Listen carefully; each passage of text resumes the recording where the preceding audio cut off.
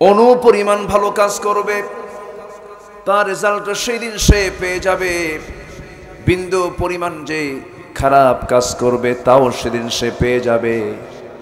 বান্দার আমলনামা সেই দিন বান্দার সামনে স্পষ্ট করে দেওয়া হবে এবং আল্লাহ বান্দাকে নিজেই বলে দিবেন, বান্দাকে বলে দিবেন, বান্দা তুমি নিজেই নিজের বিচারটা করে নাও। ইকরা কিতাবাকা কাফা বিনাফসিকাল ইয়াউমা আলাইকা হাসিবা। বান্দা তুমি তোমার আমলনামা নিজেই পাঠ করো, বিচারের জন্য আজকে কারো প্রয়োজন নাই। বান্দা তুমি নিজেই যথেষ্ট, তোমার বিচারে তুমি নিজেই করতে পারবে। তোমার যৌবন কোন কাজে ব্যয় করেছ, তোমার সমাজ জীবন কার নিয়মে চালিয়েছ, তোমার রাজনীতির মঞ্চ কাকে তুমি মডেল বানিয়েছ, তোমার অর্থনীতির উৎসব কোন অর্থনীতিবিদকে ফলো করেছ, সব কিছু তোমার সামনে আজকে আমি ওপেন করে দিলাম। বান্দা সব তুমি দেখে নাও, বিচারের জন্য তুমি যথেষ্ট। সেই দিন কিছু সংখ্যক বান্দা বলবে কি, এই দৃশ্য যখন দেখবে বান্দাকে জাহান্নামে যেতে হবে, ওই সমস্ত বান্দাগুলো সেই দিন বলে ফেলবে, ইয়াকুলু ইয়া লাইতানি কুনতু তুরাবা। এই দৃশ্য আসবে, আল্লাহ আমি যদি এই মুহূর্তে মাটি হয়ে যেতাম, আমি যদি নিশ্চিহ্ন হয়ে যেতাম। কিন্তু নিশ্চিহ্ন হওয়া আর মাটি হওয়া, নিঃশেষ হওয়ার কি কোনো সুযোগ আছে? আসতে বলবেন না, আছে। অতএব মানুষ ভালো হবে দুনিয়ার প্রশাসন দেখে না আখিরাতের ভয় দেখে? বলেন কিসের ভয় দেখে? আখিরাত। সেই আখিরাতের জবাবদিহিতা যে বান্দার মধ্যে 16 আনা থাকবে, সে বান্দার দ্বারা কখনো কবিরা গুনাহ হতে পারে না। দুঃখজনক হলেও সত্য, আজকে মুসলমান আল্লাহর নাম নিতেও লজ্জা পায়। আল্লাহর নাম আবার নিল কেন? কেন নেওয়া হলো? কেন তাকবীর দেওয়া হলো? এটা নিয়ে আবার কিছু বুদ্ধিজীবী বুদ্ধি বেঁচে খায়। কি বেঁচে খায়? বুদ্ধি বেঁচে খায়। এরা আবার বলে যে এগুলোর কি দরকার ছিল, এগুলো তো জঙ্গির স্লোগান। আল্লাহর নাম নিলে জঙ্গি হয়ে যায় না? আল্লাহর নাম নিলে জঙ্গি হয়? আমার যখন জন্ম হলো, মার পেট থেকে আমি পৃথিবীর বুকে আসলাম, আমার ডান কানে যে আওয়াজ দেওয়া হয়েছিল সে আওয়াজটা কি? আরো জোরে। বাম কানে যে আওয়াজ, সে আওয়াজের নাম কি? সে আওয়াজটা কি? আযান এবং আকামত আমরা শুনেছি জন্মের পরপর। আচ্ছা, আমরা যখন মসজিদে যাই, জীবনের শ্রেষ্ঠ ইবাদত সালাত, নামাজে দাঁড়িয়েই আমরা কি বলি? আরো জোরে। রুকুতে যেতে, সেজদায় যেতে, সেজদা থেকে উঠতে। আচ্ছা, তাহলে আমার জন্ম হওয়া মাত্রই আমার কানে সে আওয়াজ, আবার যখন মসজিদে নামাজে গেলাম সে আওয়াজ, আবার যখন আমরা সোজা হয়ে যাব, সোজা হওয়া পর্যন্ত কি? আচ্ছা, যখন সোজা হয়ে যাব আমরা, যখন আমার নিথর দেহ যখন পড়ে থাকবে, গোসল করানো হবে, জানাজার প্রস্তুতি নেওয়া হবে, সামনে আমার লাশটা রাখা হবে। যখন ইমাম সাহেব সামনে দাঁড়াবেন, সেই সময়ও আওয়াজটা কি? আরো জোরে বলেন। দ্বিতীয় তাকবীর কি? তৃতীয় তাকবীর কি? চতুর্থ তাকবীর কি? তাহলে জন্মেও আল্লাহু আকবার, জীবনে আল্লাহু আকবার, নামাজে আল্লাহু আকবার, মরার পর জানাজাতেও আল্লাহু আকবার। আর সেই আল্লাহু আকবার বলতে যারা বাধা দেয়, আমি আমার ভাষায় বলতে চাই, ওদেরকে জানাজা না দিয়া কুত্তা বিড়ালের মতো বিদায় করা দরকার।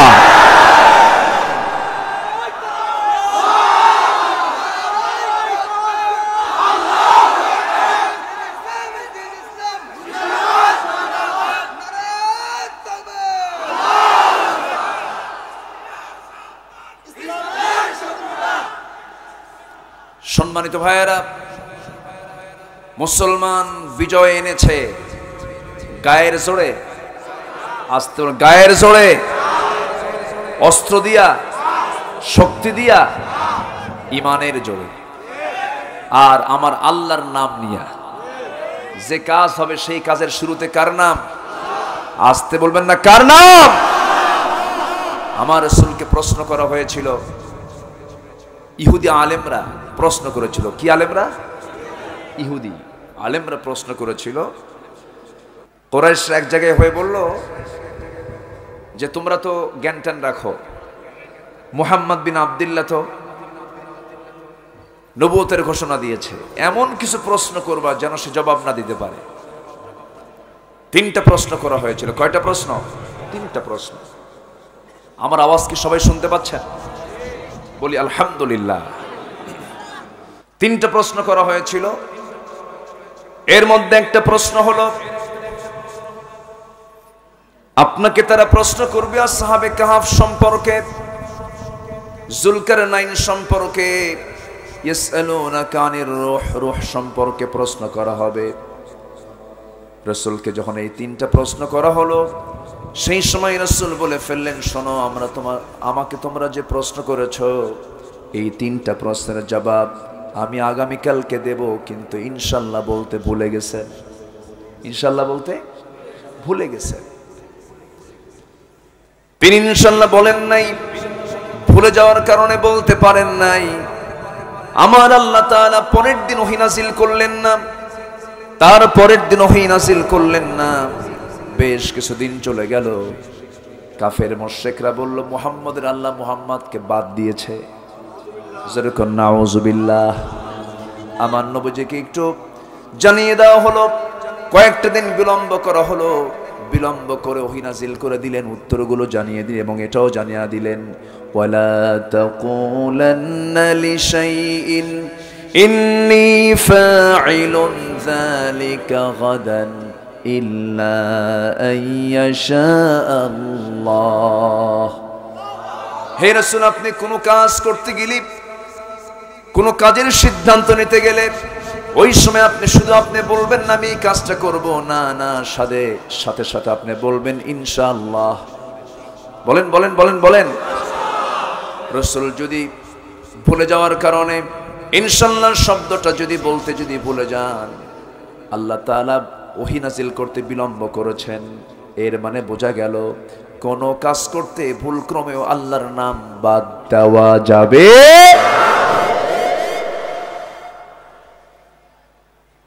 যে জনসভায়, যে আলোচনায়, যে মজলিসে আল্লাহর নাম নাই, সেই মজলিসের কোনো মূল্য আল্লাহর দরবারে নাই। কথা ক্লিয়ার? সম্মানিত ভাইয়েরা, অনেক তো কথা আছে, কিন্তু সমস্যা হলো আমাদের নাম লেখা হয় প্রধান বক্তা, কিন্তু আমি তো প্রধানে উঠি না, আমি তো শেষে উঠি। নাম দেওয়া দরকার শেষ বক্তা। এমন সময় উঠি যে সময় মানুষের যাওয়ার সময় হয়, ঠিক আছে না? লাস্ট সময় উঠায় দেয়। যত চাপ আছে, ঊর্ধ্ব চাপ, নিম্ন চাপ, ঘুমের চাপ, সব চাপ একসাথে, আমি তো মহাচাপে। এখন আমি আলোচনা শুরু করব, সবাই শান্তি রাজি আছেন তো? সবাই থাকবেন? জোরে বলি ইনশাআল্লাহ। এই মাঠ তোমার পুরান মাঠ, এই মাঠে কথা বলে গেছি, এই মাঠের মেজাজ আমার জানা আছে।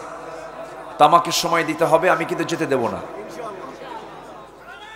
সারা রাত, একজন কইছে সারা রাত না, আমি এত সময় নেব না। ভয় পাওয়ার কোনো দরকার নাই।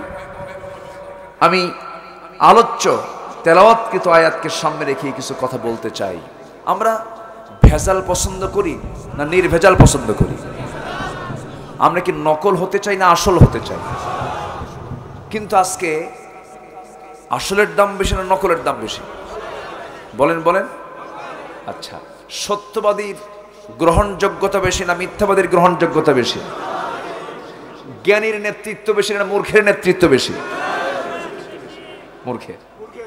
আচ্ছা, সম্মানিত ভাইয়েরা, আজকে যদি জ্ঞানীর নেতৃত্ব যদি থাকতো, সৎ নেতৃত্ব যদি থাকতো, আজকে সমাজের চিত্র কি এমন দেখা যেত?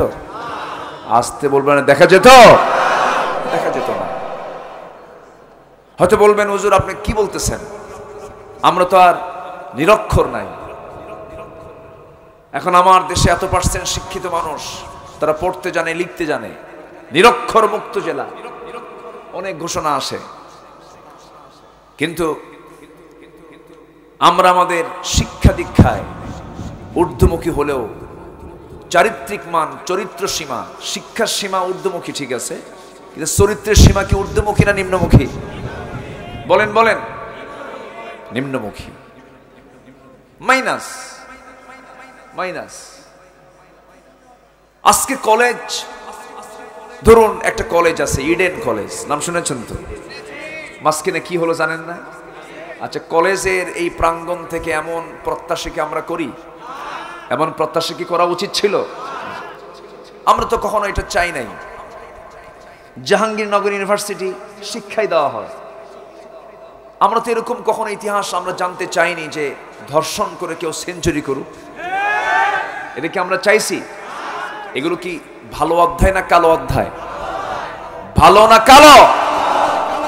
কালো অধ্যায়।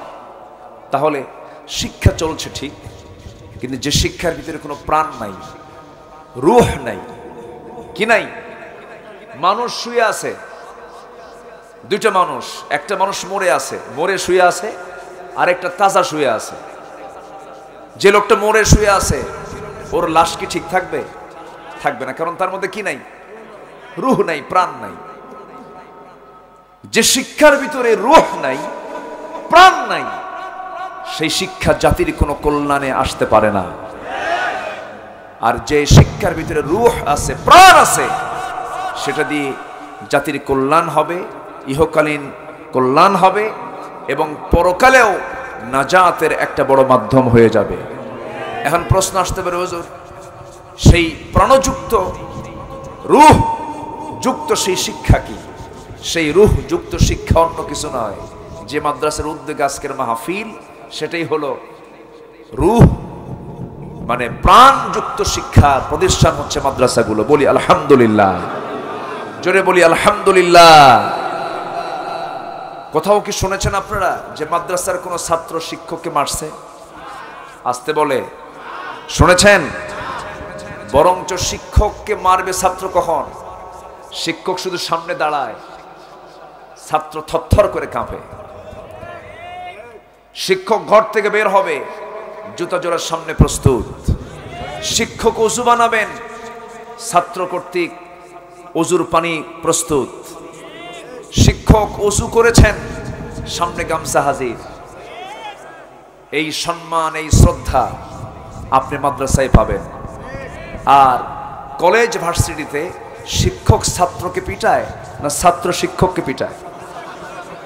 আমি কিন্তু বললাম না, আপনারাই বলে দিলেন। তাহলে ভার্সিটিতে ছাত্র শিক্ষক পিটায় না শিক্ষক ছাত্র পিটায়? ছাত্র শিক্ষককে পিটায়। এটা কি সোজা কাম না উল্টা কাম? এটা কি সোজা কাজ হলো না উল্টা কাজ হলো? কেন কেন? সেখানে সেই শিক্ষার মধ্যে কি নাই? রূহ নাই। আমার ভাইয়েরা, রূহের শিক্ষা নিতে হবে, প্রাণযুক্ত শিক্ষা নিতে হবে। আমার নবী যে সময় জন্ম নিয়েছিলেন সেই সময়েও কিন্তু শিক্ষিত মানুষ ছিল। এত বড় বড় কবি ছিল, সাবা মুআল্লাকার কবিগুলো ছিল, হাজার হাজার কবিতা একজন কবির সামনে একবার বললে হুবহু হাজার লাইনের কবিতা আরেকজন মুখস্থ করে ফেলতো। বড় বড় জ্ঞানী ছিল সেই যুগেও, বড় বড় কবি সাহিত্যিক সেই যুগেও ছিল, সব শিক্ষার ব্যবস্থাগুলো ছিল, কিন্তু সেই শিক্ষার মধ্যে রূহ প্রাণযুক্ত কোনো শিক্ষা ছিল না, ডান দিকের শিক্ষা ছিল না। আমার নবী যে যুগে যেই সময়ে দুনিয়াতে এসেছেন সেই সময়ে কবি সাহিত্যিকদের খুব ডিমান্ড ছিল, খুব দাম ছিল। আমার নবীকে আল্লাহ তাআলা ওই সময়ে দিয়ে দিলেন এমন একটা কিতাব, এমন একটা কোরআন দিয়ে দিলেন, সমস্ত কবি সাহিত্যিকদের সমস্ত সাহিত্য ম্লান হয়ে গেল এই কিতাবের কাছে। সবাই শুনে বলল মুহাম্মদ কোনদিন মাদ্রাসায় গেল না, কোন শিক্ষালয়ে গেল না, এত সুন্দর কথা মুহাম্মদ কোথায় পেল? এটা তো দুনিয়ার কারো থেকে আসে নাই, কোরআন এসেছে বাল হুয়া কুরআনুম মাজিদুন ফি লাউহিম মাহফুজ। জোরে বলি আল্লাহু আকবার। তাহলে কোরআন কি দুনিয়া? কোরআন কি দুনিয়ার? কোরআন হলো আসমানের কিতাব, লাউহে মাহফুজের সংরক্ষিত কিতাব। জোরে বলি সুবহানাল্লাহ। দুনিয়ার সব কিতাবের মধ্যে ভেজাল আছে না নাই? আসতে বলে আছে না নাই?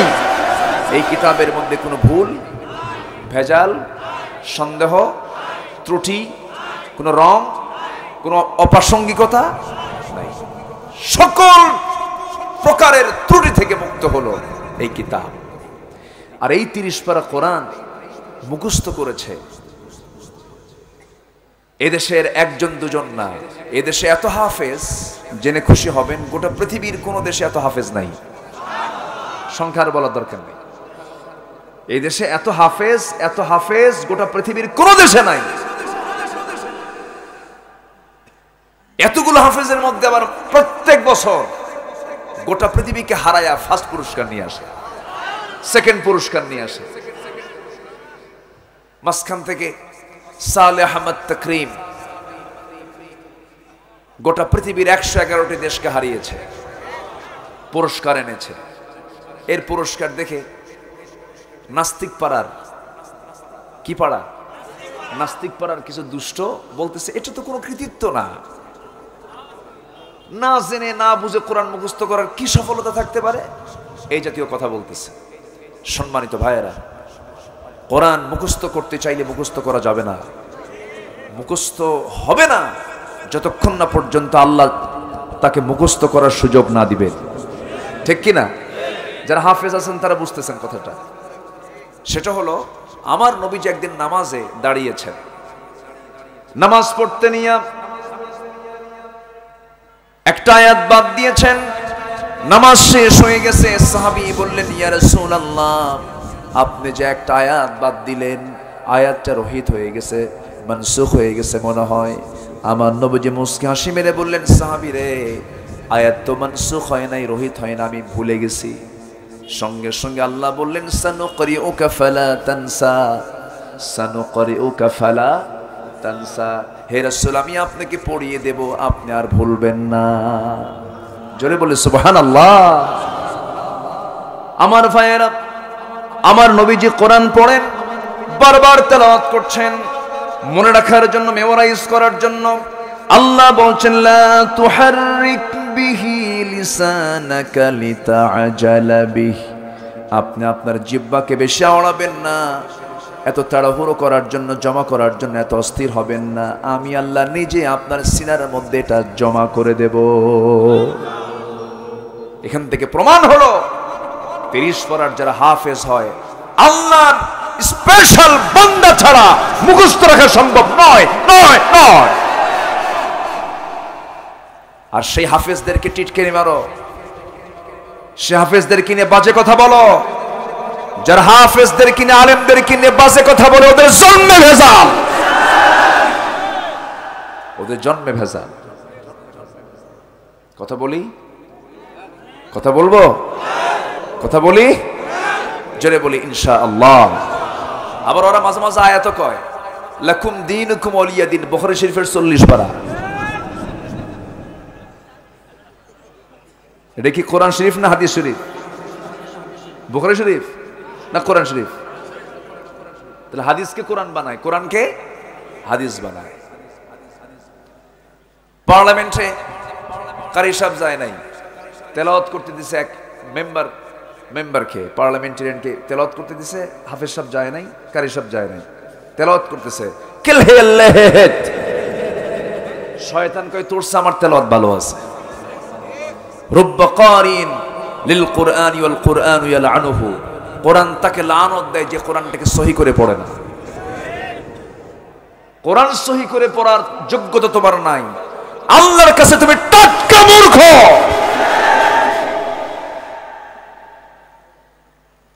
ওরা কোরআন বোঝে কানার মতো।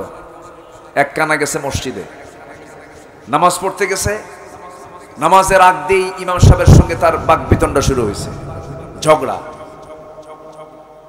ইতিমধ্যে আকামত শুরু হয়ে গেছে, ইমাম সাহেব নামাজে দাঁড়ায় গেছে। সূরা ফাতিহা পড়ার পর এমন একটা আয়াত বলছে যে আয়াতের অংশ হলো ওয়া কানা মিনাল কাফিরিন।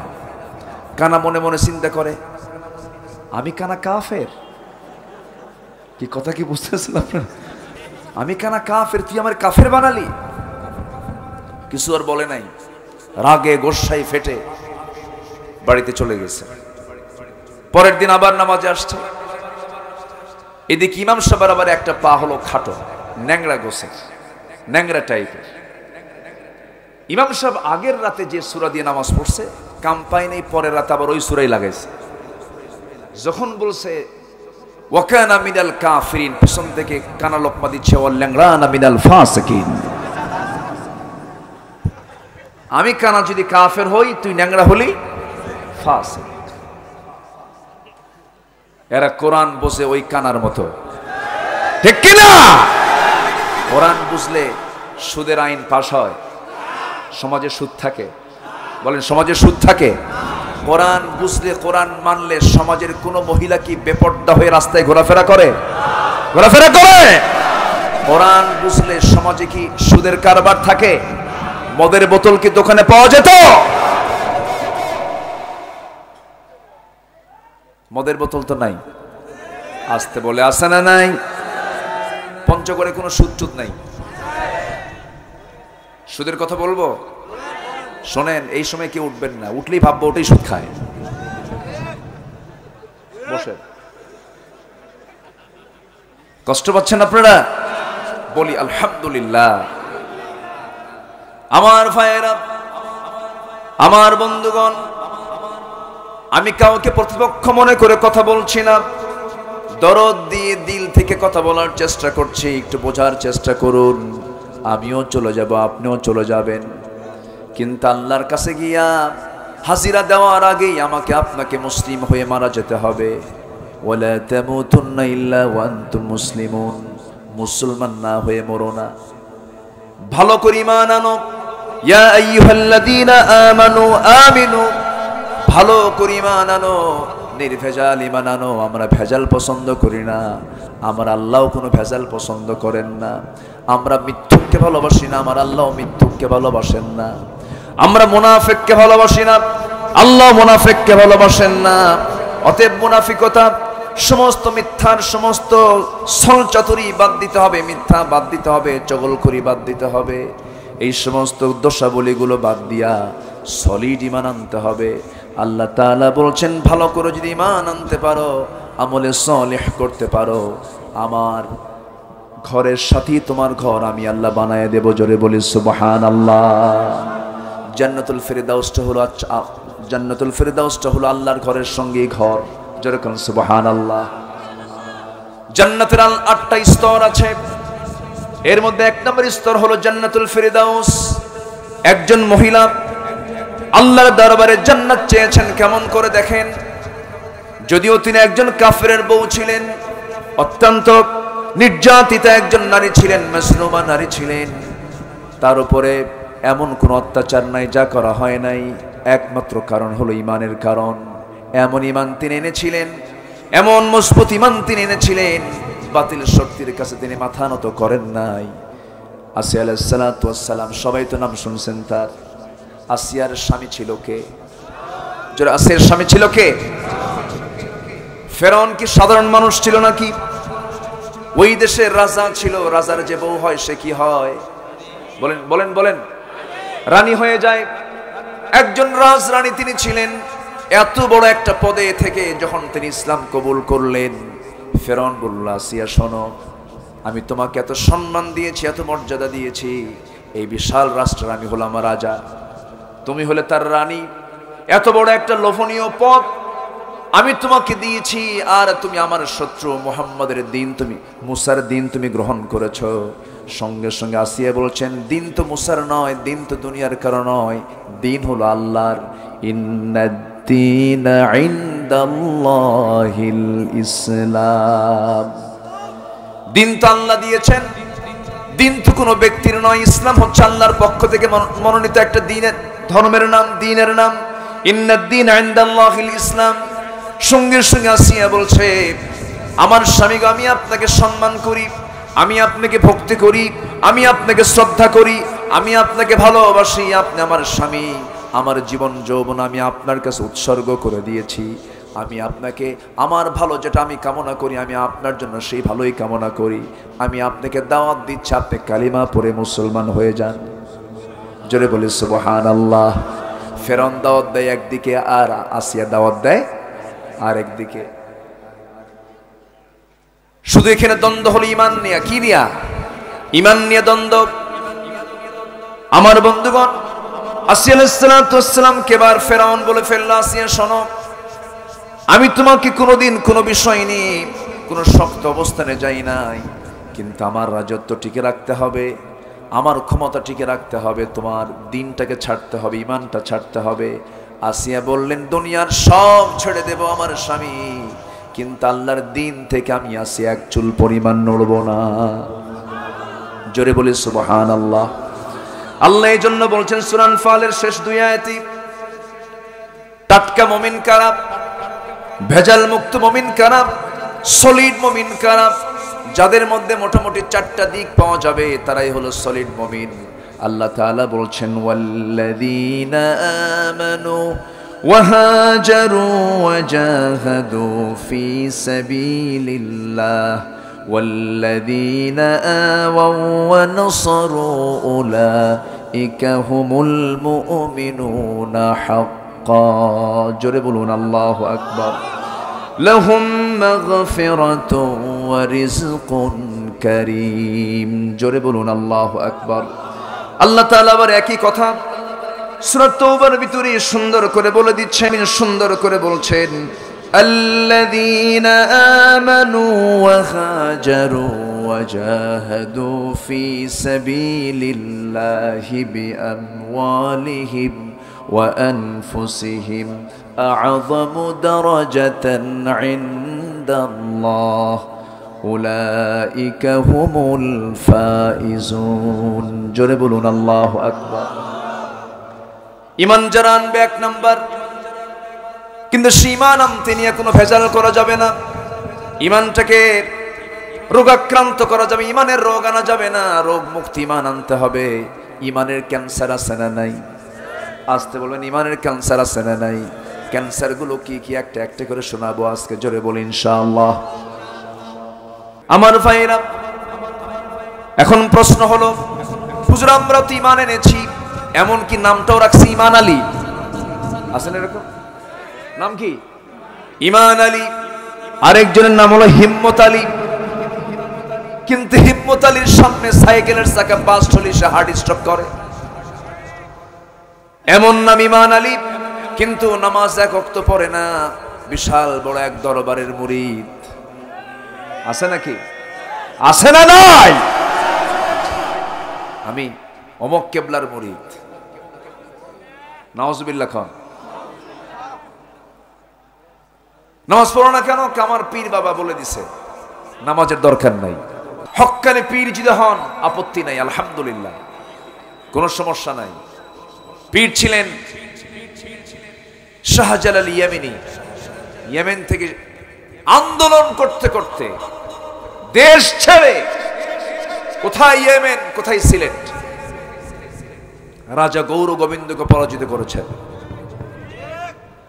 শাহ মখদুম খান জাহান আলী রহমতুল্লাহ আলাই, শাহ আমানত রহমতুল্লাহ আলাই, মাইসার বলখি রহমতুল্লাহ আলাই, সে রাশিয়ার বলখ থেকে এই কি বলে বিশাল একটি অঞ্চল জুড়ে, উত্তরাঞ্চলে সমস্ত শিরক উৎখাত করার জন্য মহাস্থানগড়ে যে লোকটা শুয়ে আছেন, শাহ সুলতান বলখি রহমতুল্লাহ আলাই, বাতিলদের মোকাবেলা করেছেন।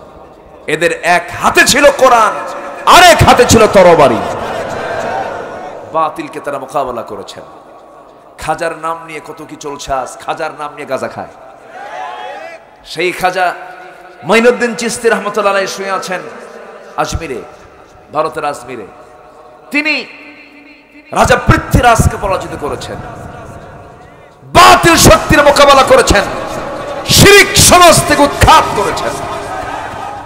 আজ তাদের নাম করে আজকে কিছু জায়গা গড়ে উঠেছে, সেখানে কবর পূজা হয়। কি পূজা হয়? কবর পূজা। পীরের পূজা, কবর পূজা, এগুলো কি ইসলামে আছে? আসতে বলবেন না আছে? একমাত্র ইবাদত হবে কার? সেজদা দেব আমরা কাকে? আল্লাহকে। এগুলো হচ্ছে ইমানের ক্যান্সার। এগুলো ইমানের কি ক্যান্সার। কারো দরবারে যাওয়া যাবে না। ওয়াইদাস্তাআনতা ফাসতাইন বিল্লাহ, যদি চাইতে হয় তোমরা আল্লাহর কাছে চাবে, আল্লাহ তোমার সকল চাহিদা পূরণ করে দিবেন। সকল চাহিদা পূরণ করার যোগ্যতা আমার আল্লাহই তো রাখেন। পৃথিবীর কেউ আমার কোনো উপকার করতে পারবে না। যদি কেউ মারা গেল কবরবাসী, সে বড় বিপদে না আমি বড় বিপদে? কে বড় বিপদে আছে? যে কবরে আছে সেই তো বড় বিপদে আছে। নিজেই বিপদে থেকে আমাকে সহযোগিতা করবে কেমনে? এমন আকীদা পোষণ করা যাবে না, এমন বিশ্বাস পোষণ করা যাবে না, এমন জাতীয় চিন্তা যদি কারো মাথায় থাকে, এই কবরে যে শুয়ে আছে সে আমার উপকার করতে পারবে, চলো আমরা একটা ছাগল জবাই করে নিয়ে চলে যাই। ইমানের ক্যান্সার হয়ে গেল, মারাত্মক গুনার কাজ হয়ে গেল। এই সমস্ত কাজগুলো করা যাবে না। আল্লাহ তাআলা এই জন্য আরেক জায়গায় বলছেন, ওয়াল্লাযীনা আমানু ওয়া লাম ইয়ালবিসু ঈমানাহুম বিযুলমিন উলাইকা লাহুমুল আমনু ওয়া হুম মুহতাদুন। ঈমান যারা আনবে এবং ঈমানকে যারা জুলমের দ্বারা আবৃত করবে না। জুলুম কি? ইন্না শিরকা লাযুলমুন আযীম। শিরিক একটা জুলুম, শিরিক একটা মারাত্মক বড় ধরনের একটা জুলুমের কাজ। আমার বন্ধুগণ, শিরিকের কাজে আমাদেরকে জড়ানো যাবে না, বেদাতের কাজে আমাদেরকে জড়ানো যাবে না। আমাদের জীবনে, আমাদের জীবন চলার ক্ষেত্রে একজন ব্যক্তি হবেন আমার মডেল, একজন ব্যক্তি হবেন আমার আদর্শ, তিনি হচ্ছেন মুহাম্মদুর রাসূলুল্লাহ সাল্লাল্লাহু আলাইহি ওয়াসাল্লাম। রাসূল ছাড়া আমার আপনার জীবনের অন্য কোনো মডেল হিসেবে গ্রহণ করা যাবে না। সম্মানিত ভাইয়েরা, আমার রাসূলের স্লোগান ছিল নারায়ে তাকবীর। আর জানান নারায়ে তাকবীর, নারায়ে তাকবীর। যে দলে, যে ব্যক্তির ভিতরে, যে সমাজের ভিতরে নারায়ে তাকবীর নিয়ে ষড়যন্ত্র হয়, ওই সমস্ত সমাজে অংশগ্রহণ করাও হারাম। ঠিক কিনা? অংশগ্রহণ করাও হারাম, যাওয়া যাবে না। আমি দল করে যাব কার? আসতে বলবেন না কার? আমাকে কবরে নেওয়া হবে, কবরে নেই। তিনটে প্রশ্ন হবে, ইন্টারভিউ হবে। প্রশ্ন হবে কয়টা? তিনটা। সেই তিনটে প্রশ্নের জবাব আমাকে প্রস্তুত করতে হবে মরার পরে না মরার আগে? মরার পরে না মরার আগে? শুধু মুখস্থ কথায় না কাজে? কথায় এবং কাজে। এই তিনটে উত্তর আমাকে রেডি করতে হবে কথায় এবং কাজে। এই তিনটে প্রশ্ন আমাকে ফুলফিল আমার জীবনে বাস্তবায়ন করতে হবে। যখন আমাকে প্রশ্ন করা হবে মার রব্বুক, তোমার রবটাকে, তোমার আইনদাতাকে, তোমার বিধানদাতাকে, তোমার হুকুমদাতাকে, সঙ্গে সঙ্গে আমরা বলে ফেলবো রব্বি আল্লাহ, আমার রবকে। আরো জোরে, আমার রবটাকে আল্লাহ। ওমা দীনুক, তোমার দিন কি? দিন কাকে বলে? রাতের উল্টাটা নাকি ওই দিন? হ্যাঁ আমার ভাইরা, তোমার দিনটা কি? দিন মানে কি? দিনের অনেকগুলো অর্থ আছে। যেরকম সূরা ফাতিহার মধ্যে একটা দিন আছে মালিক ইয়াউমিদ্দিন। এই দিন মানে হলো বিচার দিবস। আবার আরেকটা দিন আল্লাহ তাআলা বলেছেন ইন্নাদ দীনা ইনদাল্লাহিল ইসলাম লিইয়ুযহিরাহু আলাদ-দীনি কুল্লিহি ওয়া কাফা বিল্লাহি শাহীদা। এই দিন মানে হলো জীবন বিধান। জীবন বিধান দুই প্রকার, একটা হলো মানুষের রচনা, আরেকটা হলো কার দেওয়া? আসতে বলবেন না কার দেওয়া? সত্য সঠিক হবে মানুষেরটা না আল্লাহরটা? একমাত্র মহাসত্য হবে কার দিন? আসতে বলবেন না কার দিন? আল্লাহ তাআলা এই জন্য রাসূলকে স্পষ্ট করে জানিয়ে দিয়েছেন, হে রাসূল আপনি বলে দেন, আবু জাহেলদের বলে দেন, ওদের যে দিন আছে ওদের দিন না ওরা থাকুক, আপনার দিন না আপনি থাকেন। ওয়ালা আনতুম আবিদুনা মা আ'বুদ ওয়ালা আনা আবিদুম মা আবাদতুম ওয়ালা আনতুম আবিদুনা মা আ'বুদ লাকুম দীনুকুম ওয়ালিয়া দীন। আবু জেহেল তোমার দিন তোমার কাছে রাখো, আমার দিন আমার কাছে। তোমার দিনের সঙ্গে আমার দিন মিলবে না, তোমার চিন্তার সঙ্গে আমার আল্লাহর সিদ্ধান্ত মিলবে না। আবু জেহেল যখন বুঝতে পারলো, বুঝতে পেরেছি মুহাম্মদ বিন আব্দুল্লাহ আমাদের সঙ্গে অ্যাডজাস্ট করবে না।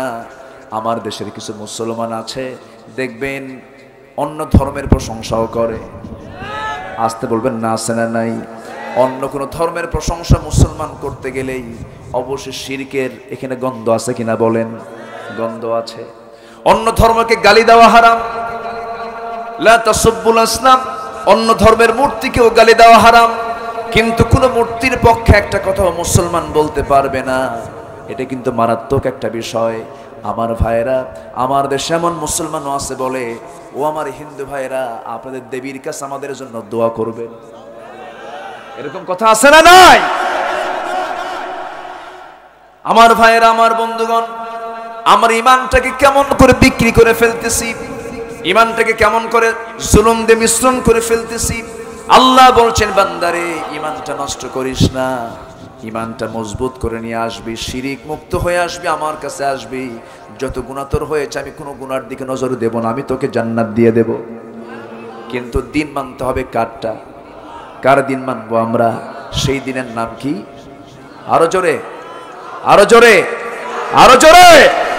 ব্রাহ্মণের ছেলে ব্রাহ্মণ হতে পারে, খ্রিস্টানের ছেলে খ্রিস্টান হতে পারে, বৌদ্ধের ছেলে বৌদ্ধ হতে পারে, ব্রাহ্মণের ছেলে ব্রাহ্মণ হতে পারে, কিন্তু ইমামের ছেলে ইমাম হতে পারে না।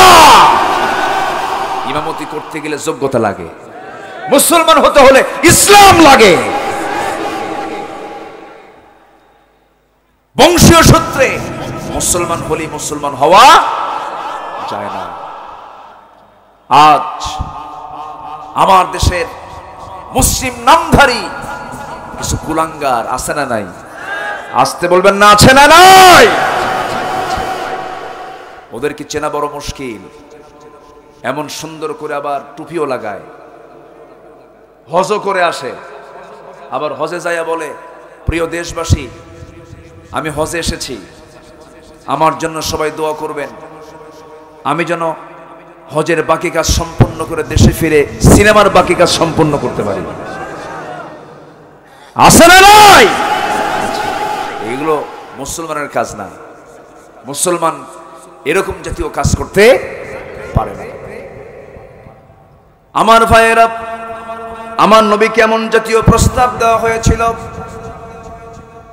মক্কা নগরের লিডার আবু জেহেল, মক্কার সিটি মেয়র আবু জেহেল বলেছিল, মুহাম্মদ ঘুম থেকে উঠলি তুমি আমারে দেখো, আমিও তোমারে দেখি, একই বংশের মানুষ আমরা, খামাখা গন্ডগোল করার কি দরকার? তুমিও থাকো আমিও থাকি, তোমার ধর্ম থাকুক আমার ধর্ম থাকুক, তুমি আমারে বৈধতা দিয়ে দাও, আমি তোমারে বৈধতা দিয়ে দেই। সঙ্গে সঙ্গে রাসূল বললেন, চাচা যে প্রস্তাব দিয়েছেন তা তো হতে পারে না, বরঞ্চ আল্লাহ তাআলা আমাকে কি জন্য পাঠিয়েছেন আপনি শুনে নেন।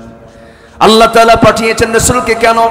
হুয়াল্লাযী আরসালা রাসূলাহু বিল হুদা ওয়া দীনিল হক লিইয়ুযহিরাহু আলাদ-দীনি কুল্লিহি ওয়া কাফা বিল্লাহি শাহীদা। জোরে বলুন আল্লাহু আকবার। ও চাচা আপনি শুনে নেন, ও কুরাইশরা তোমরা শুনে নাও, আল্লাহ তাআলা আমাকে পাঠিয়েছেন দুনিয়ার সমস্ত আইনকে, সমস্ত দিনকে বিজয়ী করে আল্লাহর দিনকে বিজয়ী করতে হবে। এই কথা শোনার সঙ্গে সঙ্গে তাদের টনক নড়ে গেছে, বুঝতে পেরেছি মুহাম্মদ আমাদেরকে পরাজিত করতে চায়। তাদেরকে পরাজিত করার উদ্দেশ্য নাই, মূলত পরাজিত করার উদ্দেশ্য হলো দুনিয়ার আইনকে পরাজিত করা। আমরা দুনিয়ার আইন মানবো না, আল্লাহর আইন মানবো। আসতে বলবেন না, দুনিয়ার আইন না আল্লাহর আইন। আল্লাহর আইনকে আমাকে আপনার মানতে হবে। এটা না মানলে পরে আমার ঈমান প্রশ্নবিদ্ধ হয়ে যাবে। আমার নবীজি এমন করে যখন দিন প্রতিষ্ঠার কথা যখন তাদেরকে ইঙ্গিত দিয়ে জানিয়ে দিলেন, সঙ্গে সঙ্গে তারা মনে মনে বুঝতে পারলো যে, বুঝতে পেরেছি মুহাম্মদ কি বলতে চায়। রাজনৈতিক বৈঠকে তারা বসে গেল, চূড়ান্ত সিদ্ধান্ত নিয়ে ফেলল। আমার নবীর সাহাবীদেরকে ধরে ধরে জেলখানায় ঢুকায় রাখলো, মুরগির রানের মতো দুই টুকরা করে শহীদ করে দিতে লাগলো। আমার নবীকে শেষ পর্যন্ত জেলখানায় আটক করে রাখলো। আমার নবীজি একদিন দুদিন নয়, 3 দিন নয়, আমার নবীজি তার সাহাবীদেরকে সঙ্গে করে নিয়ে মক্কার মাটিতে 3.5 বছর জেল খেটেছেন। কত বছর? 3.5 বছর জেল কাটা কি আস্তে কর, আরো জোরে, আরো জোরে কর। সুন্নাত, সুন্নাত,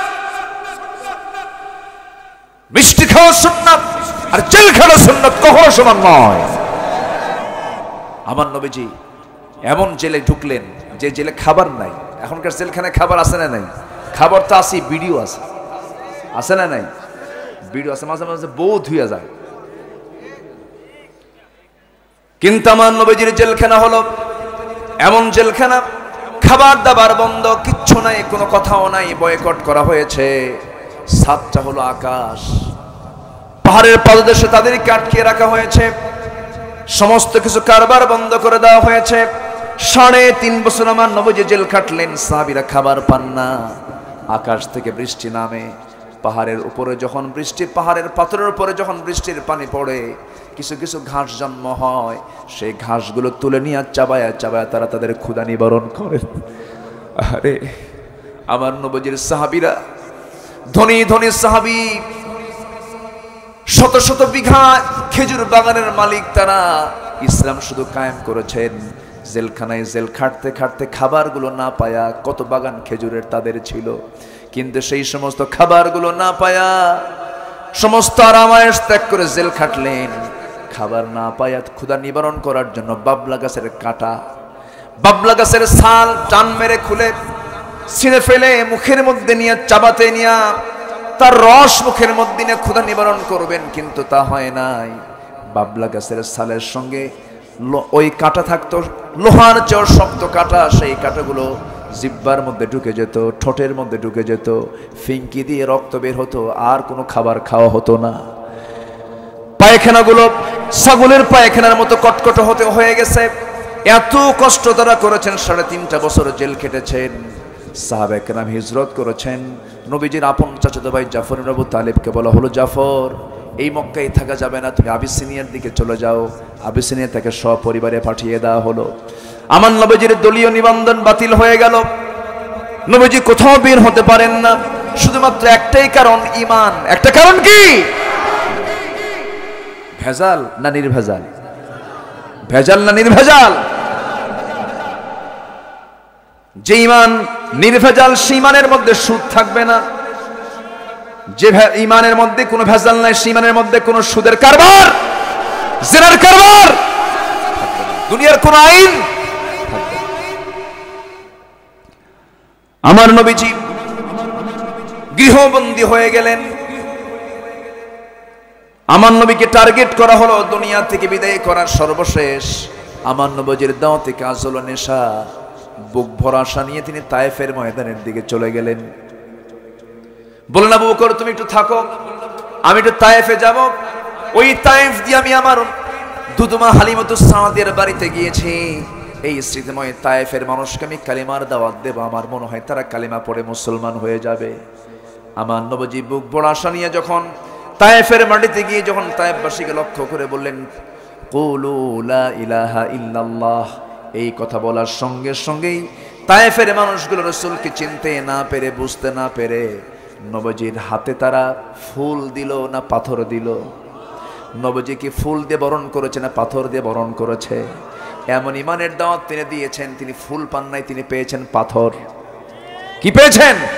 পাথর পেয়েছেন। সেই পাথর তো নরমাল কোনো পাথর নয়, চিকন চোকা চোকা পাথরগুলো নবীকে লক্ষ্য করে মারা হলো। আমার নবীর মাথা থেকে পা পর্যন্ত কোমল দেহ। নবীজি রাস্তায় হাঁটলে দিনের বেলা আমার আল্লাহ তাআলা নবীকে এত সম্মান দিয়েছেন যে আকাশের ওই সূর্যের নিচে একখণ্ড মেঘ তাকে ছায়া দিত। আমার নবীর সম্মান কত! এই দুনিয়াতে আদম থেকে শুরু করে নিয়ে কিয়ামত পর্যন্ত যত মানুষ এসেছে এবং আসবে, একজন মানুষ দুনিয়া থেকেই আল্লাহর বাড়ি সফর করে এসেছেন, আর শাজিম সফর করে এসেছেন, সেই নবী আমার নবী। সেই নবীজি তায়েফের ময়দানে গিয়ে ফুল পেলেন না, আদর পেলেন না, সেই জায়গায় গিয়ে কোনো ক্রেস্ট পেলেন না, সম্মানজনক কিছু পেলেন না। নবীজি ইমানের দাওয়াত দিতে গিয়ে এমন পাথরের আঘাত খেলেন, মাথা রক্তগুলো গড়ে গড়ে পা পর্যন্ত চলে আসলো। আমার নবীজি পবিত্র দেহের পবিত্র রক্তগুলো যখন গড়ে গড়ে আসতেছিল, আল্লাহ বলছেন, ও ফেরেশতা তোরা কি চিন্তা করিস? ফেরেশতারা কান্দে। জিব্রাইলকে বলা হলো, জিব্রাইল আমার দোস্তের কাছে তাড়াতাড়ি চলে যাও। জিবরিল আমিন এসে বলছেন, ইয়া রাসূলুল্লাহ, আল্লাহ তাআলা আমাকে পাঠিয়ে দিয়েছেন, আজকে আপনি যা বলবেন তাই হয়ে যাবে, গজব দিয়া শেষ করে দেব। রাসূল বলছেন, জিব্রাইল আমি মুসার মতো দোয়া করব না, নূহের মতো দোয়া করব না, আমার উম্মতরা বোঝে নাই, তায়েফবাসী বোঝে নাই, আমি এদেরকে মাফ করে দিলাম। নবীজি তাদের জন্য বদদোয়া দিলেন না, দোয়া দিলেন। দোয়া দিয়ে চলে আসে। আমার নিজের চোখে দেখা সেই তায়েফে যে পরিমাণ ফল হয়, যে তায়েফে কাটার গাছ ছাড়া কোনো গাছ হতো না, নবীজি এমন দোয়া করেছেন সেই তায়েফের ফল গোটা পৃথিবী জুড়ে সাপ্লাই হয়। আমার নবীজি তায়েফের জন্য দোয়া করে আসলেন, রক্তাক্ত অবস্থায় মার খেয়ে জমিনে পড়ে থাকলেন। কাফের মুশরিকরা ভাবছে রাসূল বুঝি দুনিয়া থেকে বিদায় নিয়েছে, সে বুঝি বেঁচে নাই, সবাই চলে গেছে মরা মানুষ মনে করে। কিছুক্ষণ পর হুঁশটা ফিরল। হুঁশটা ফেরার পর আস্তে আস্তে তিনি দাঁড়ায় গেলেন, রক্তাক্ত তার চেহারা, জুতার তলার সঙ্গে পায়ের তলার জমাট বেঁধে গেছে। আমার নবীজি অবস্থায় দাঁড়ালেন আর মনে মনে চিন্তা করলেন, আবার দেখে ফেললো ওরা আমাকে মেরে ফেলবে। একটা দৌড় মারলেন নবীজি, একটা দৌড় মেরে গিয়া আঙ্গুর বাগানের মধ্যে ঢুকে গেলেন। মক্কায় আসার পথ আঙ্গুর বাগানের মধ্যে ঢুকে গেলেন। আঙ্গুর বাগানের মধ্যে ঢুকে গিয়ে নিজেকে আর নিয়ন্ত্রণ করতে পারলেন না, শক্তি নাই, রক্ত পড়ে পড়ে রক্ত শূন্য হয়ে গেছেন নবীজি, একদম চিত হয়ে পড়ে থাকলেন। নবীজি মারা গেছেন ভাবে মন একটা অবস্থা। ওই আঙ্গুর বাগানের কেয়ারটেকার একজন দূর থেকে দেখতেছে কে যেন ঢুকলো, কে যেন পড়ে গেল। সামনের দিকে তাকায় এসে দেখে এত সুন্দর চেহারা লোকটাকে। মান আনতা, তুমি কে? আমার নবীজির মুখ থেকে কোনো আওয়াজ নাই, এত দুর্বল হয়ে গেছেন যে মুখ থেকে কথাটাও বের হচ্ছে না। এবার সেই কেয়ারটেকার মনে মনে চিন্তা করলো, না না, লোকটার কিছু হেল্প করা দরকার। দয়া হলো তার মধ্যে, করলো কি আঙ্গুর গাছ থেকে কয়েকটা আঙ্গুর পেরে নিয়া হাতের মধ্যে চিপে চিপে মুঠে এক গ্লাস আঙ্গুর প্রস্তুত করে নিয়ে নবীর হাতে দিয়ে বলতেছে, ও যুবক, আঙ্গুরের রসটা, এক গ্লাস আঙ্গুরের রস নিয়ে পান করো, না তাছাড়া তুমি মারা যাবে। আমার নবী আঙ্গুরের রস হাতের মধ্যে নিলেন, বিসমিল্লাহ বলে তিনি পান করলেন, খেয়ে নিলেন, সেবন করে নিলেন। নবীজি একটা মুস্কি হাসি মারলেন, মুস্কি হাসি মেরে ওই যুবকটার দিকে তাকায় বলছেন, যুবক তোমার নাম তো আদ্দাস, তাই না? সঙ্গে সঙ্গে যুবক মনে মনে কয়, এই লোকের সঙ্গে দেখা হলো না কোনোদিন, কথা হলো না কোনোদিন, আমার নামটা সরাসরি বললো কেমনে? এবার রাসূল বলছেন, আদ্দাস আমার দিকে চায়া চায় তুমি কি দেখো? আমার দিকে তাকায় তাকায় তুমি কি দেখো? আদ্দাস তোমার গ্রামের বাড়ির নাম হলো নিনোয়া। আমার গ্রামের বাড়ির নাম নিনোয়া। তোমাকে কি বললো? তুমি আমার গ্রামের বাড়ির নামটা কেমন করে বললে? তোমার সঙ্গে তো আমার কোনোদিন দেখা হয় নাই। এবার রাসূল বলছেন, তুমি যে গ্রামের বাসিন্দা সেই গ্রামে জন্ম নিয়েছেন আল্লাহর পয়গম্বর ইউনূস আলাইহিস সালাতু ওয়াস সালাম। এই কথা বলার সঙ্গে সঙ্গে বলতেছে, ইউনূসকে তুমি চেনো কেমনে? আল্লাহর নবী ইউনূসের নাম তুমি জানলে কেমনে?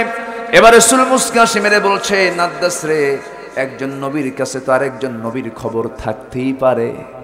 কি সুন্দর করে রাসূল দাওয়াতটা দিলেন। আদ্দাসের বুঝতে দেরি হলো না, আদ্দাস ছিল খ্রিস্টান, নাসারা ছিলেন। এই আদ্দাস করলো কি? খ্রিস্টানি কায়দায়, নাসারা কায়দায় দুইটা হাত সোজা গিয়ে নবীর দুইটা পায়ে দিয়া তাকে সেজদা দিয়া ধন্য করবে, এটা হচ্ছে তার প্ল্যান। আমার নবীজি সেজদা গ্রহণ করলেন না। নবীজি সেজদা নিয়েছেন নাকি? সেজদা নেন নাই। কিন্তু আজকের দরবারের কিছু শয়তানরা সেজদা নেয়, ওদের পা ভাঙ্গা দরকার, ঠিক কিনা? আমার নবীজি বয়ান করছেন, একজন ইয়াং সাহাবী নবীর পাশে দাঁড়ায় আছে, বসার জায়গা পায় না। আমার নবীজি দাঁড়িয়ে থাকা সাহাবীর দিকে তাকায় বলছেন, ও সাহাবী, ও ইয়াং, তুমি কেন দাঁড়ায় আছো? বসার জায়গা নাই। নবীজি নিজের গায়ের চাদরটা আস্তে করে তার হাতের দিকে ফিকে মেরে দিয়ে বলছেন, যুবক, আমার গায়ের চাদরটা দিলাম, আমার চাদরের উপরে তুমি বসো। জোরে কোন সুবহানাল্লাহ। রাসূল মানুষকে কত সম্মান করতেন। আমার নবীজি ওই খ্রিস্টান আদ্দাসকে করলেন কি? দুই হাত শক্ত করে ধরে বুকের সঙ্গে বুক লাগায় বলছেন, আদ্দাস, এই মস্তক কারোর সামনে নয়, এই মস্তক একমাত্র সঁপিয়ে দিতে হবে কার সামনে? আসতে বলবেন না, কার সামনে? খুব দামি জায়গা এটা, খুব দামি জায়গা। এই জায়গাটা এত সম্মানজনক জায়গা, এই জায়গাটা একমাত্র কার জন্য খাস? التائبون العابدون الحامدون السائحون الراكعون الساجدون الآمرون بالمعروف والناهون عن المنكر। রুকু করি আমরা কপাল দিয়া, সেজদা দিই কপাল দিয়া। এই সেজদা খুব দামি, এই সেজদা কারো সামনে নয়, এই মাথা নত কারো সামনে নয়, একমাত্র কেবলমাত্র আল্লাহর সামনে। করতে রাজি আছেন কারা কারা? হাত উঁচু করে দেখা।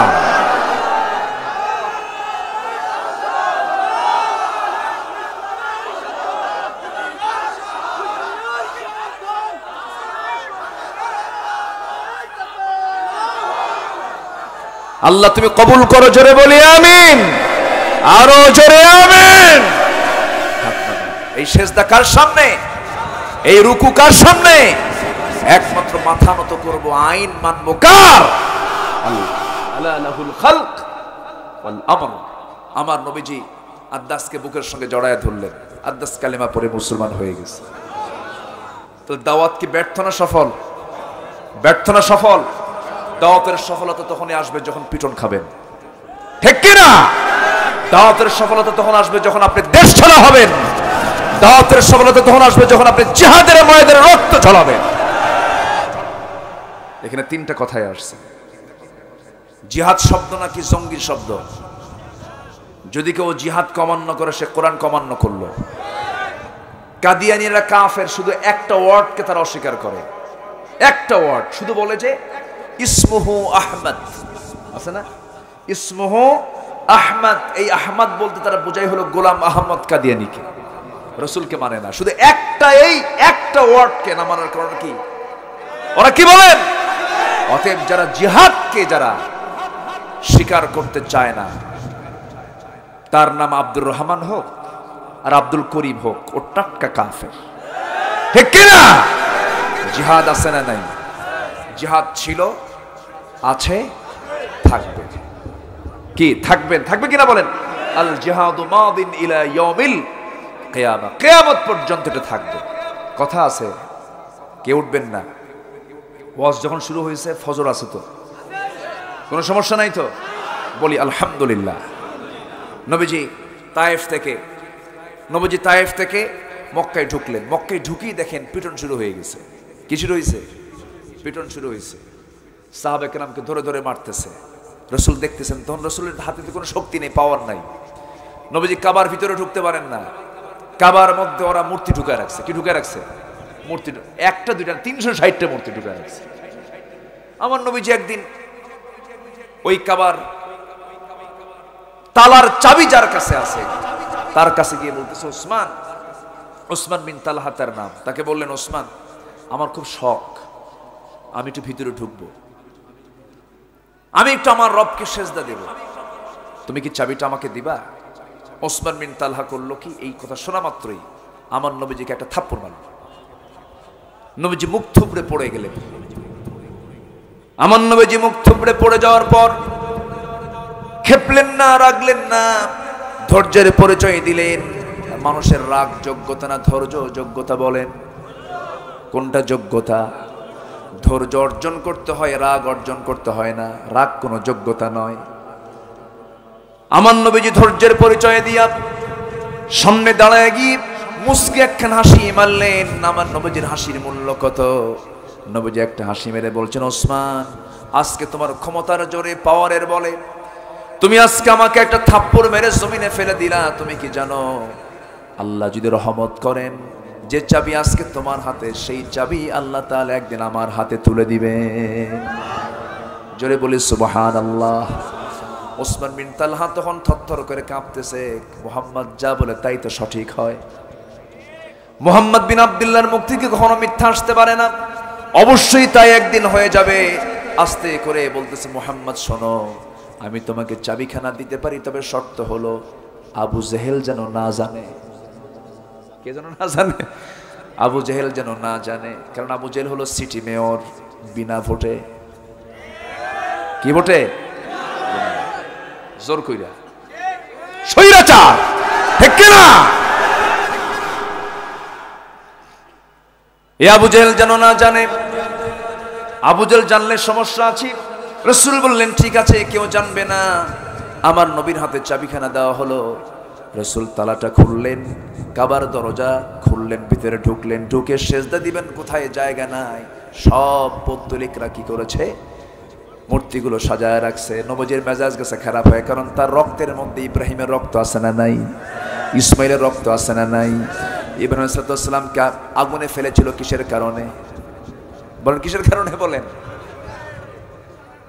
আমার ভাইয়েরা, আমার বন্ধুগণ, ইব্রাহিম আলাইহিস সালামের রক্ত তার রক্তের মধ্যে প্রবাহমান। আমার নবীজি এই সমস্ত বিষয়গুলো যখন দেখলেন, আল্লাহর ঘর, প্রচন্ড রেগে গেলেন, খেপে গেলেন। কিন্তু কি করবেন, তিনি সেই সময় তার হাতে পাওয়ার নাই, ক্ষমতা নাই। র্যাব, সীতা, কোবরা প্রশাসন সব আবু জেহেল নিয়ে আছে, কিচ্ছু করার নাই। নবীজি আমার করলেন কি, আস্তে করে সেই জায়গা থেকে বের হয়ে আসলেন। আর দোয়া করলেন, কি দোয়া? وقل رب أدخلني مدخل صدق وخرجني مخرج صدق واجعل لي من لدنك سلطانا نصيرا। জোরে বলুন আল্লাহু আকবার। আমার নবীজি আর টিকতে পারলেন না, ইমানের দাওয়াত দিলেন। একটা সংখ্যক তার হাতে বায়াত নিয়ে কালিমা পড়ে মুসলমান হয়ে গেল। তারা হয়ে গেল মুহাজির। তারা হলো কি বলেন, মুহাজির। মক্কার মানুষগুলো, মক্কার সাহাবীগুলো হিজরত করে মদিনায় গেছেন, তারা হয়ে গেছেন মুহাজির। ওয়াল্লাযীনা আমানু ওয়া হাজারু, ঈমান যারা আনবে, হিজরত যারা করবে, আল্লাহ তাআলা টাটকা মুমিন কাদেরকে বলছেন, শুধু ঈমান আনলেই হবে না, ত্যাগ স্বীকারও করতে হবে। আবার হাদিস এসেছে, আল মুহাজিরু মান হাজারা মা নাহাল্লাহু আনহু। প্রকৃত মুহাজির তো সেই যে ব্যক্তি হারাম কাজ থেকে নিজেকে গুটিয়ে রাখতে পারে। সকল হারাম কাজ থেকে যে ব্যক্তি নিজেকে গুটিয়ে রাখবে, সে সবচেয়ে বড় মুহাজির। জোরে বলি সুবহানাল্লাহ। আমার বন্ধুগণ, আমার ভাইয়েরা, সাহাবায়ে কেরাম ঈমান আনলেন। ঈমান আনার সঙ্গে সঙ্গে তাদের উপরে বিশাল বড় পরীক্ষা চলে আসলো। শেষ পর্যন্ত দেশেই টিকতে পারলেন না, হিজরত করতে বাধ্য হলেন। ঘর ছাড়লেন, বাড়ি ছাড়লেন। বড় বড় ধনী সাহাবী, বিশাল বড় এক্সপোর্ট ইম্পোর্টের ব্যবসা আব্দুর রহমান ইবনে আওফের, মক্কা ছেড়ে মদিনায় চলে গেছেন। নবীজি ওই সাহাবীর দিকে তাকান আর ডুকরে ডুকরে কাঁদেন আর বলছেন, আব্দুর রহমান, তোমার বউ ছিল, তোমার ছেলে ছিল, তোমার মেয়ে ছিল, ব্যবসা ছিল, খেজুর বাগান ছিল, সব রেখে তুমি মদিনায় চলে আসছে। তিমের মতো সামনে দাঁড়ায় আছো, তোমাকে দেখে আমার চোখে পানি চলে আসছে। আব্দুর রহমান বিন ইবনে আওফ মুস্কি হাসি মেরে বলছেন, ইয়া রাসূলুল্লাহ, আমি ঘর ছেড়েছি, বাড়ি ছেড়েছি, সম্পদ ছেড়েছি, ব্যবসা বাণিজ্য ছেড়েছি, রাসূলকে পেয়েছি। জোরে বলি সুবহানাল্লাহ, আরো জোরে কোন সুবহানাল্লাহ। আমার নবীজি খুব খুশি হলেন। এরপরে বলছেন, আব্দুর রহমান, তুমি কি জানো তোমার বিশাল বড় প্যালেস, বিশাল বড় মক্কার বাড়িটা আবু জেহেল দখল করে নিয়েছে? তাহলে আবু জেহেল মানুষের বাড়ি কি করছে? এরকম দখলকারী নেতা আজকে আমার দেশও আছে না নাই? আছে না নাই? তাহলে আবু জেহেলও বাড়ি দখল করে, ভূমি দখল করে। আজকের সমাজের নেতারাও কিছু দখল করার লোক আছে না নাই? তাহলে কার রক্ত লুকানো আছে? কার রক্ত লুকানো আছে? রাসূল বললেন, আব্দুর রহমান, তোমার বাড়িতে দখল হয়ে গেছে, তোমার কি মন খারাপ হয়? তিনি বলছেন, ইয়া রাসূলুল্লাহ, আবু জেহেল দখল করেছে আমার বাড়ি, আর আমি দখল করেছি জান্নাতের বাড়ি। জোরে বলে সুবহানাল্লাহ। ওয়াল্লাযীনা আমানু ওয়া হাজারু, যারা ঈমান আনবে, হিজরত করবে, ত্যাগ স্বীকার করবে, স্যাক্রিফাইস করবে, বাড়ি ছাড়বে, ঘর ছাড়বে। আমার নবীজি সাহাবে কেরামকে নিয়ে মদিনায় চলে গেলেন। মদিনায় যাওয়ার 1 বছর যেতে না যেতে আবু জেহেল পাগলা হয়ে গেছে মরার জন্য। আবু জেহেল কিসের জন্য পাগল হয়েছে? ও কি মরে নাই 1 বছর পরে?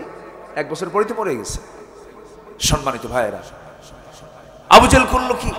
1000 সৈন্যের সমারোহ ঘটিয়ে রাসূলের দাওয়াতের দিনকে চিরতরে নিশ্চিহ্ন করার জন্য শুধু হিজরতের রাতি মারার সিদ্ধান্ত নয়, 1 বছরের মাথায় রমজান মাসে রাসূলকে দ্বিতীয় হিজরিতে দুনিয়া থেকে নিশ্চিহ্ন করার কটু চক্রান্ত মাথায় এনে লোহিত সাগর এর পাশ দিয়ে ঘেসে ঘেসে 450 মাইল অতিক্রম করে বদর নামক প্রান্তরে রমজানের 17তম দিনে বদরের প্রান্তরে হাজির হয়ে গেল আবু জেহেল।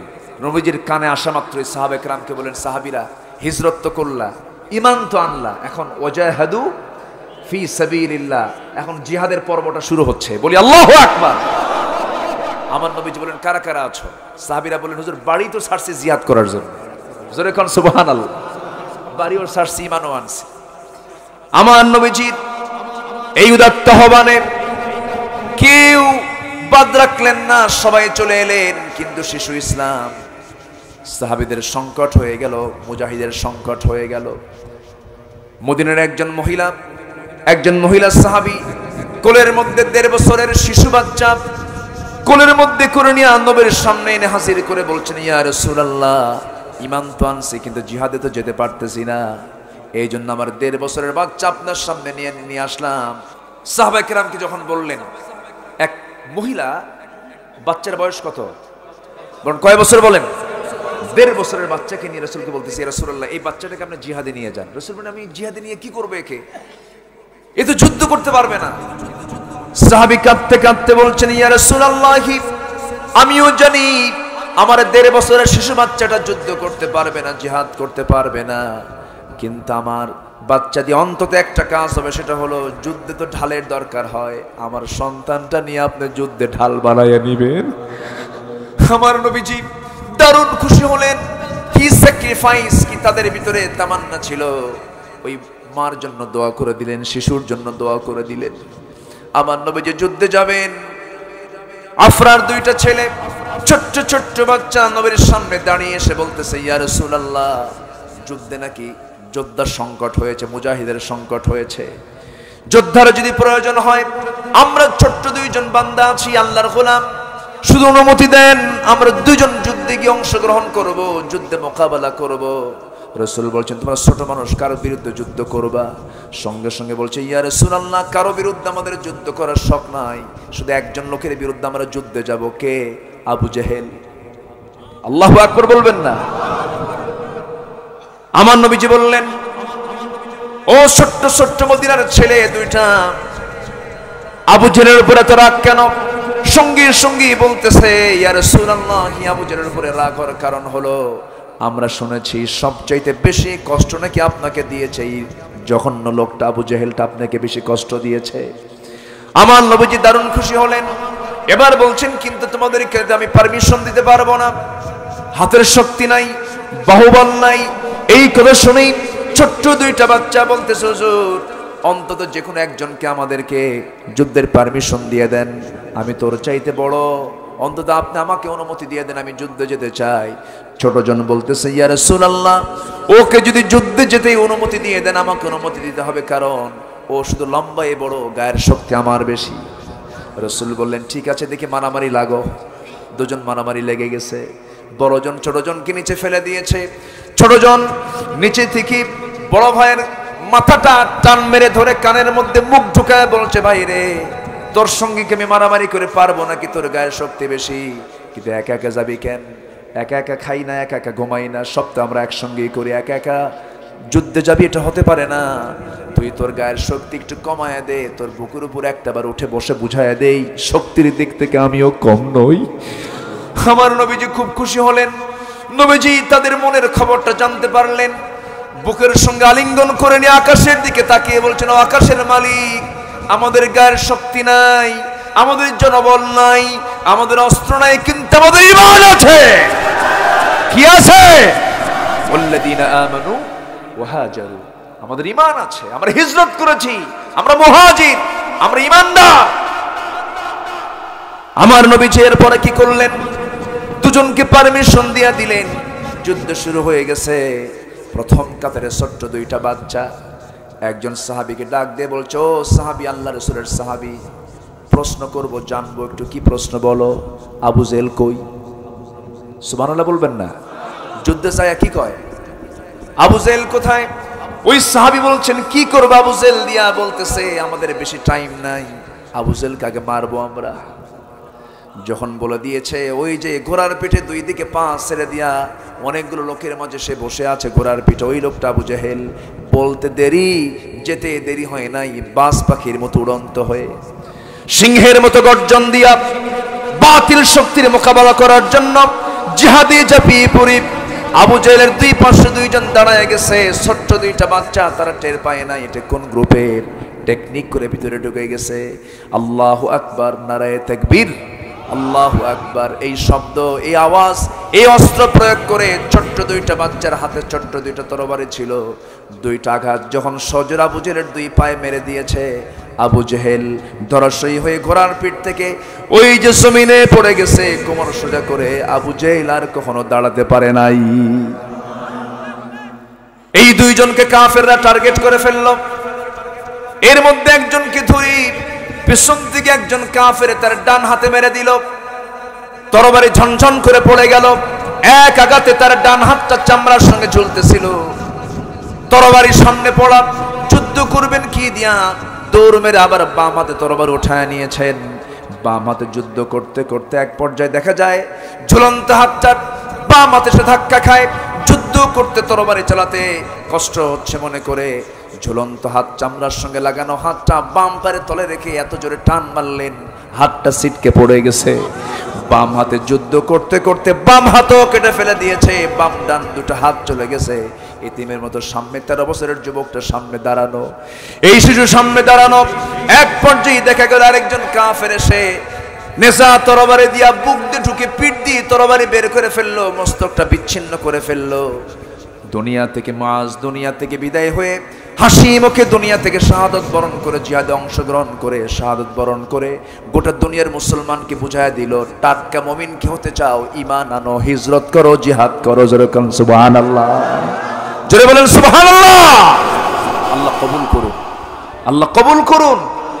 এরপর আল্লাহ তাআলা বলছেন, ওয়াল্লাযীনা আওয়াউ ওয়া নাসারু, এবং যারা এই মুহাজিরদেরকে, মুজাহিদদেরকে যারা সাহায্য করবে, কি করবে, সাহায্য করবে। আল্লাহ বলছেন উলাইকা হুমুল মুমিনুনা হাক্কা, এরাই হলো টাটকা মুমিন। জোরে বলেন সুবহানাল্লাহ। কি মুমিন বলেন? টাটকা মুমিন। টাটকা মুমিন যদি হতে চাই, এই আয়াতের অনুকূলে আমরা জীবন আমরা চালাবো। জোরে বলি ইনশাআল্লাহ, আর জোরে বলি ইনশাআল্লাহ। আমি শুনেছি আজকের এই মাহফিলে 50 মাইল দূর থেকে এই মাহফিল আসছে, আসছে না? বেশি, কারণ এটা তো একটা মানে পকেট। এই এরিয়াটা আমার কাছে মনে হলো একটা পকেটের মতো। আসতে নিয়ে দেখি এইদিকে সীমানার লাইট, ওই দিকেও সীমানার লাইট, যেন আমি একটা কোনো একটা পকেটের মধ্যে ঢুকে যাচ্ছি। তো ভাবলাম যে এই পকেটের মধ্যে ঢুকলাম, লোকজনকে পাবনি, কিন্তু আমার তো আগের একটা অভিজ্ঞতা ছিল। তো দেখি যে না, আগের চাইতে এবছর আরো লোক বেশি হয়েছে। বলি আলহামদুলিল্লাহ। কিন্তু মাহফিল কমিটি বসার জায়গা দিতে পারেন নাই, সামিয়ানাটা একটু বড় করা লাগতো। বড় হলে ভালো হতো না? ভিতরে যা ছিল, বাইরে কিন্তু লোকজন আরো বেশি ছিল। তারা কষ্ট করে বসে আছেন, দাঁড়িয়ে আছেন। আল্লাহ তুমি তাদের সকলের এই অংশগ্রহণকে তুমি আল্লাহ কবুল করে নাও। জোরে বলি আমিন। এখন বিষয় হলো যে আমার ইমান তো আনছে, আমার দেশের মানুষ তো ইমান আনছে, ঠিক আছে, কিন্তু নামাজি বেশি না বেনামাজি বেশি? নামাজি বেশি না বেনামাজি বেশি? বেনামাজি বেশি। নামাজ পড়তে হবে কয় ওয়াক্ত? আসতে বলবেন না, কয় ওয়াক্ত নামাজ? 5 ওয়াক্ত নামাজ পড়বেন। কার একটা হাত তুলে দেখেন তো দেখি। জোরে বলি ইয়া আল্লাহ, আরো জোরে ইয়া আল্লাহ। আমাদেরকে 5 ওয়াক্ত সালাত আদায় করার তৌফিক তুমি আল্লাহ দিয়া দাও। জোরে বলি আমিন, আরো জোরে আমিন, আরো জোরে আমিন।